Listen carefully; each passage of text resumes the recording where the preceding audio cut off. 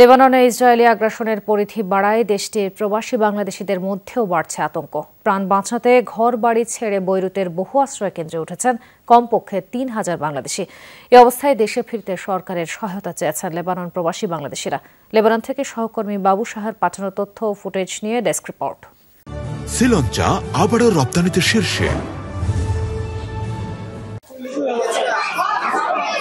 যে কোনো মুহূর্তে হামলার শঙ্কা মাথায় নিয়ে খোলা আকাশের নিচে রাত কাটাচ্ছে লেবাননে বসবাসকারী অসংখ্য বাংলাদেশি।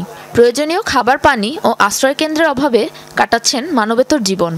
লেবাননের বর্ডার থেকে আসছে আমার দুটো মেয়ে নিয়ে আসছে। 1 সপ্তাহ ধরে যুদ্ধ ভয়াবহ।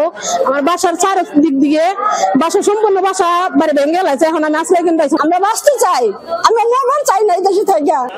ঘরবাড়ি হারিয়ে প্রাণ বাঁচাতে কেউ কেউ ঠাঁই নিয়েছেন রাজধানীর বিভিন্ন আশ্রয় কেন্দ্রে। বৈরুতের মোকাল্লেস এলাকার এক শরণার্থী শিবিরে আছে অন্তত 200-র বেশি বাংলাদেশি। নারী পুরুষের পাশাপাশি এ শিবিরে শিশুরাও রয়েছে। পরিবার পরিজন নিয়ে এই আতঙ্কিত পরিস্থিতি থেকে রেহাই পেতে যত দ্রুত সম্ভব দেশে ফিরতে চান এ প্রবাসীরা। আমরা লেবাননে অনেক কষ্টে আছি, আমরা বাংলাদেশে যেতে চাই। আমগো টাকা পয়সা নাই, আমগো জেমবেক তাড়াতাড়ি করে আমগো দেশে লইয়া যান। যুদ্ধ অনেক ভয়াবহ চলতেছে, আমগো দেশের ব্যবস্থা করেন।